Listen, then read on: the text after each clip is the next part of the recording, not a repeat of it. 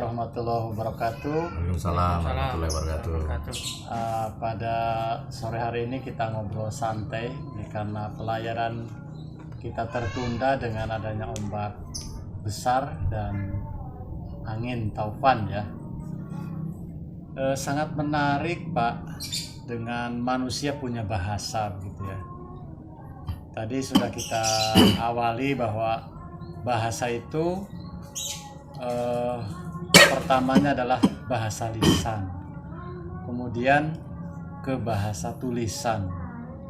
Nah ini sejak kapan sebetulnya Pak punya sejarah peralihan ini atau upaya manusia ke arah ini Pak? Ya, jadi seperti yang kita bahas, bahasa itu pada hakikatnya adalah bahasa lisan. Jadi kita patut bersyukur sebagai manusia kita dikaruniai bisa berbahasa, kita bisa mengabadikan seluruh peristiwa kita bisa mengatakan apa kemauan kita, keinginan kita, isi hati kita bisa kita sampaikan melalui bahasa. Nah, apalagi kemudian ditemukan tulisan. Ini pernah saya tulis ini Pak. Ya. Waktu hari aksara kemarin saya menulis tentang aksara ini. Jadi peradaban dunia ini salah satunya dibangun oleh aksara. Jadi karena aksara inilah yang juga memiliki kontribusi untuk membangun peradaban dunia. Zaman kita saat ini, zaman kita digital ini kan sebenarnya diawali dari ditemukannya tulisan. Ya, jadi simbol-simbol dalam bentuk tulisan ini. Jadi tulisan itu ditemukan itu kira-kira 4000 tahun sebelum Masehi oleh bangsa Sumeria. Bangsa Sumeria itu salah satu bangsa di Mesopotamia yang mendiami antara Sungai Efrat dan Sungai Tigris. Tulisan awal-awal dulu adalah kalau orang mau nulis itu ya digambar. Kalau mau mengatakan burung itu ya gambar burung. Kebetulan di sini ada burung ya. Ada burung yang kita lihat itu belum burungnya, belum lagi burungnya kita bawa. Nah, jadi itu kemudian tulisan itu kemudian berkembang menjadi saat ini itu melalui proses evolusi yang cukup lama. Jadi sampai kemudian ada simbol-simbol yang mewakili bunyi yang seperti yang saat ini kita kenal. Jadi ada tulisan Latin, kemudian ada tulisan di Jawa, ada tulisan Jawa, ada huruf Pallawan dan sebagainya. Tapi semua itu memang diawali dari bangsa Sumeria pada 4000 tahun yang 4000 tahun sebelum Masehi. Jadi kalau saat ini ya kira-kira sudah 6000 tahun ya. 6000 tahun yang lalu lah diketemukan tulisan. Itu Pak. Nah kalau kita melihat ke sejarah Sumeria ini apa ya, atau mereka merumuskan itu 4000 tahun sebelum Masehi. Nah, mohon maaf nih, saya kaitkan misalnya dengan kehadiran utusan Tuhan Nabi Adam, kurang lebih 4000 lah Pak, dari Nabi Adam ke Nabi Isa itu. Artinya kalau dari teologi agama yang mengajarkan bahwa yang mengajarkan bahasa itu kan Tuhan sendiri ya kepada manusia, wa alama adamal asma akulaha. Nah nampaknya mungkin pada saat itu kan belum bahasa tulis ya Pak ya, masih bahasa lisan, kemudian ada bertahap proses ya, upaya manusia untuk bagaimana merumuskan itu. Saya kira masuk akal Pak ini ya. Dari sejarah tadi Sumeria dengan misalnya kalau setiap utusan Tuhan itu membawa kemajuan bagi manusia, yang mungkin juga pada saat itu ya mulai manusia berpikir untuk merumuskan hal itu. Dari satu daerah ke daerah lain itu kok bisa berubah-ubah. Nah itu kira-kira apa yang bisa mengungkapkan bisa berubah itu, teorinya bagaimana itu? Jadi Pak Sanusi sudah menyinggung bahwa kira-kira 6.000 tahun yang lalu itu ada sejarah Nabi Adam ini.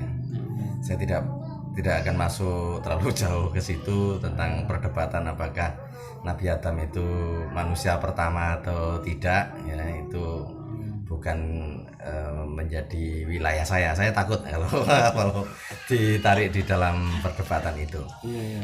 Yang jelas ketika kitab suci itu ditulis, itu kita lihat bahwa agama-agama Abrahamik itu dimulai dari kitab Taurat ya. Jadi ketika kitab Taurat itu ditulis, itu peristiwa Adam itu sudah berlalu, sehingga tidak ditulis tepat pada saat peristiwa Adam itu yang jelas gitu. Sehingga besar kemungkinan peristiwa jatuhnya Adam dari Taman Eden itu barangkali bahkan lebih lama lagi dari diketemukannya tulisan itu, kalau ada teks yang mengatakan bahwa Tuhan sendiri yang mengajarkan bahasa kepada manusia. Tentunya kan tidak mengajarkan bahasa tulis. Itu 6.000 tahun yang lalu sudah diketemukan bahasa tulis. Ingat bahwa kitab suci itu dituliskan ketika sudah ditemukan bahasa tulis. Gitu. Nah, kenapa bahasa sekarang ini kok bahasa macam-macam ya?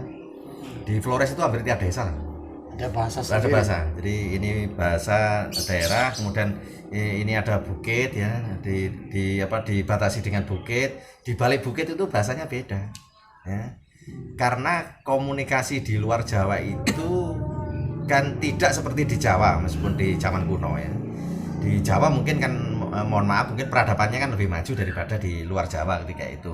Sehingga relatif orang Jawa Tengah, Jawa Timur masih mengerti sama-sama bahasa Jawa, meskipun ada beberapa kosakata yang tidak bisa mengerti. Saya ketika ke Jawa Tengah ya ada beberapa hal yang tidak, kebetulan saya S2 saya di UGM, S2 saya di Semarang. Jadi ketika saya pertama datang ke Yogyakarta juga ada banyak kosakata yang tidak mengerti. Tetapi secara garis besar, secara mayoritas kan saya bisa mengerti karena komunikasi lancar di Jawa. Tetapi di luar Pulau Jawa beda. Nah, kenapa kok timbul sekian banyak bahasa? Ya.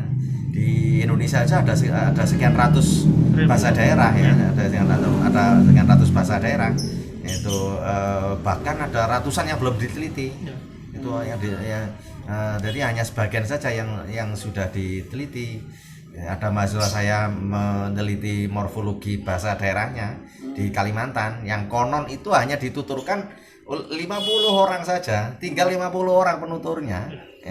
Itu ada bahasa yang penuturnya tinggal 50. Karena apa? Karena ada yang meninggal, karena ada yang pindah ke luar kota, sehingga sudah tidak memakai bahasa itu lagi. Dia beranak pinak di luar kota, tidak pernah kembali lagi dan tidak pernah diajarkan kepada anak-anaknya. Nah, kalau kita kembali ke zaman, karena konteksnya Nabi Adam ya. Ketika kita pada zaman kitab suci, suku-suku Israel itu aja, suku-suku Israel itu yang tersebar ke seluruh dunia itu.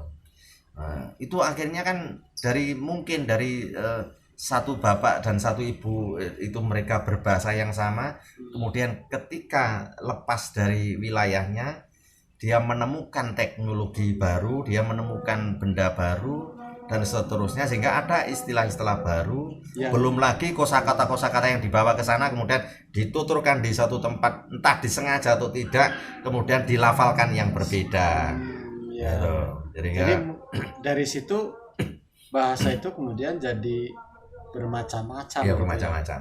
Ya, dinamis bahasa itu Pak ya. Iya. Bisa bertambah, bisa juga ada bahasa-bahasa yang punah. Hampir punah. Ya. Ini menarik Pak. Kalau dikaitkan lagi misal dengan apa yang ada di Indonesia, tadi Bapak menyebutkan di tiap daerah di timur satu desa itu sudah berbeda bahasa. Itu bahasa Pak ya. Iya. Mungkin saja mereka tidak punya bahasa tulisnya Pak. Iya. Tulisannya misalnya Tidak punya huruf. Tidak punya hurufnya huruf gitu lokal, ya. ya. Walaupun kita mengenalnya kan sudah dengan tulisan Latin misalnya kalau sekarang. Tidak semua daerah memiliki tulisan, ya. Tidak semua bahasa memiliki tulisan. Jadi kebetulan orang Jawa memiliki tulisan ya. Jadi tulisan Jawa, ya. Orang Arab memiliki tulisan, ya, tulisan Arab. Orang Ibrani memiliki tulisan ya. Tulisan Ibrani. Ya. Tapi ada sekian banyak bahasa tidak mengenal budaya tulis. Akhirnya di era modern ya tulisan Latin itu yang dipakai. Ya. Nah ini menarik juga Pak ya kalau ngelihat dari sisi itu, berarti bahasa itu bisa punah dan juga bisa berkembang. Nah salah satu kalau ngelihat dari teori ini misalnya salah satu yang kemudian bahasa itu bertahan paling tidak ada 2 faktor Pak ya. Pertama dari banyak tidaknya orang yang menuturkan, kemudian punya tulisan itu, huruf itu. Kalaupun misalnya penuturnya sedikit tetapi dituliskan dengan tulisan huruf yang mereka rumuskan, kan pasti bahasa itu punya nilai bisa dikatakan akan panjang umurnya gitu ya. Apa yang diucapkan itu akan selintas dengar saja, tetapi apa yang ditulis akan abadi. Maka ketika Anda ingin dikenang orang, nulislah, gitu kan. Kalau tidak pernah meninggalkan tulisan, tidak pernah akan dikenang oleh anak cucu kita. Betul sekali ini kalimat ini. Kalau kita misalnya ditemukan situs-situs purba ada tulisannya kan Pak ya. Artinya kan kita bisa mengenal, oh ini dari zaman sekian. Betul, itu abadi itu. Misalkan sejarah Pak Sanusi, Pak Sanusi itu meninggalkan apa sih? Ya. Meninggalkan apa? Toh Pak Sanusi kalau meninggal kan ya juga nggak diarcakan batu kan itu ya. Jadi gitu. Kalau dalam bentuk arca mungkin, ini dulu patungnya Pak Sanusi ya itu. Tapi orang sekarang kan mungkin meninggalkan tulisan ya, itu abadi. Oh ini loh. Pemikiran kan yang ditinggalkan oleh manusia itu, bukan harta kekayaan atau apa, tapi pemikirannya yang nanti akan abadi, nanti akan orang akan nampak jelas siapa dia itu dari tulisannya. Ya tadi menarik, bahasa bisa berkembang karena perpindahan orang, kemudian ditemukan teknologi baru di tempat baru, atau kesalahan melafalkan bahasa di tempat aslinya dengan di tempat yang baru. Menarik Pak. Ini saya orang Sunda. Sedikit geser ke utara ada Indramayu ini. Udah beda lagi Pak. Ke timur ada bahasa Jawa. Jadi memang artinya juga dipengaruhi oleh kondisi geografis Pak ya. Apalagi bahasa itu kan dinamis. Ya, bahasa itu dinamis. Sebuah bahasa tidak ada bahasa itu yang tertutup sama sekali. Pasti bahasa itu terbuka ya. Orang bisa menutup diri, ngunci di kamar, bahasa tidak bisa ditutup. Karena apa? Karena pergaulan kita dengan orang lain. Tadi seperti yang saya contohkan ya. Kita tidak punya teknologi kita itu kan dari barat ya. Dari barat, dari Jepang ya. Radio itu kan bukan teknologi kita ya.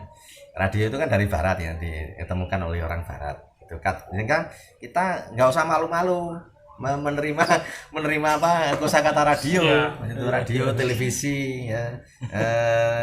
Itu tidak usah malu-malu menggunakan.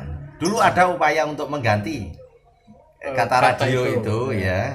Ada yang mengusulkan bagaimana kalau radio itu diganti dengan kotak suara, kotak bersuara. Televisi itu diganti dengan kotak bergambar. Tapi ada yang bantah ya.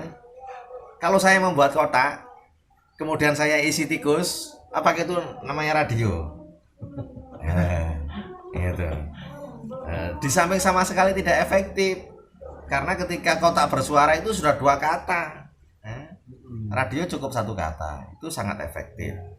Kalau satu lawan dua atau lawan tiga itu namanya bukan penerjemahan, tetapi definisi. Orang mendefinisikan itu lain itu beda. Sehingga tidak usah malu menerima bahasa-bahasa dari bahasa asing. Bahasa Indonesia itu bahasa apa yang nggak ada? Ada Inggris, ada Arab, ya, ada Persia, ada Portugis, ada Spanyol, ada bahasa Hindi, Urdu, macam-macam ada di dalam bahasa Indonesia. Belum lagi kasana bahasa daerah yang masuk ke dalam bahasa Indonesia. Sehingga kamus kita, kamus besar bahasa Indonesia itu makin hari makin besar, ya. Tidak makin kecil, karena masuknya kosakata itu di samping masuknya istilah-istilah teknologi baru. Komputer dulu kita nggak pernah kenal teknologi komputer, tapi kita mengadopsi kata komputer itu menjadi komputer. Tidak lagi kita baca komputer tapi pakai sesuaikan dengan pelafalan. Nah, ini Pak, dengan konteks keindonesiaan kita yang bersuku-suku, berpulau-pulau gitu ya, dengan kondisi yang bermacam ragam itu, dari sisi bahasa ini sebagai apa saja sih Pak fungsi dari bahasa ini? Ya, ini adalah menandakan kekayaan kita ya, kekayaan kebudayaan kita. Kita itu memiliki kekayaan suku yang luar biasa banyak. Kemudian kita memiliki bahasa yang sangat beragam. Seperti di dalam agama kita meskipun berbeda-beda, tetapi kita diciptakan bersuku-suku yang berbahasa-bahasa untuk saling mengenal ya. Itu dan kita dipersatukan dengan bahasa persatuan kita, yakni bahasa Indonesia. Namun demikian, meskipun kita dipersatukan dengan bahasa Indonesia, hendaknya juga tetap memelihara bahasa daerah kita masing-masing, biar anak cucu kita nanti juga masih akan mengenal bahasa daerah kita. Saya kalau di rumah ya dua bahasa Indonesia dan bahasa Jawa tetap saya ajarkan. Sebab banyak tetangga-tetangga yang tidak pernah berbahasa Jawa dengan anaknya. Ya boleh-bolehlah saja lah tiap hari berbahasa Inggris ya. Ada yang full English ya, jadi apa di dalam keluarga itu full English. Indonesia juga tidak, Jawa juga tidak. Saya tiap hari tetap berkomunikasi dengan anak-anak saya pakai bahasa Jawa. Orang Suriname saja ya. Suriname itu kan pendatang dari Jawa ya. Sampai sana sekarang ya juga sampai generasi sekarang juga banyak keluarga-keluarga yang masih memelihara bahasa daerah. Meskipun di rumah mereka berbahasa Jawa, di sekolah mereka berbahasa Belanda. Meskipun banyak keluarga-keluarga yang memang tidak memperhatikan bahasa Jawanya, tapi ada gerakan di Suriname itu untuk tetap memelihara bahasa Jawa sampai generasi ke generasi. Meskipun di sekolah mereka bahasa nasionalnya kan bahasa Belanda ya, di Suriname mereka bahasa pengantar, bahasa resminya juga bahasa Belanda, tapi bahasa Jawa di sana masih tetap dipelihara. Ya. Buktinya anak-anak juga masih pandai nyanyi tembang-tembang Jawa. Ya, ini Pak, kalau dari sisi keilmuan, ini bahasa ini masuk rumpun apa? Humaniora. Ya, jadi humaniora. Jadi di keilmuan itu kan dibagi ranah tiga besar ya. Jadi eksa, kemudian sosial dan humaniora. Semula memang humaniora lebih banyak kaitannya dengan sosial, dan sampai hari ini memang singgungan terhadap sosial besar karena ilmu humaniora. Ya. Ini artinya kalau dilihat dari konteks ini, bahasa tidak sekedar sebagai alat komunikasi mengungkapkan perasaan, tetapi lebih daripada itu dalam konteks Indonesia NKRI ya mempersatukan Nusantara ya. Ya betul. Dengan itu, karena persatuan bisa dibangun dengan adanya saling komunikasi juga ya. Kalau satu dengan bahasa yang berbeda akan rumit itu kalau itu terwujud. Nah, terima kasih sekali kita sudah bincang-bincang terkait dengan bahasa ini. Sangat menarik tadi pesan dari Pak Waji, mari kita lestarikan budaya bahasa kita daerah masing-masing, di samping juga kita tetap melestarikan juga bahasa persatuan kita, bahasa Indonesia. Terima kasih. Assalamualaikum warahmatullahi wabarakatuh. Waalaikumsalam.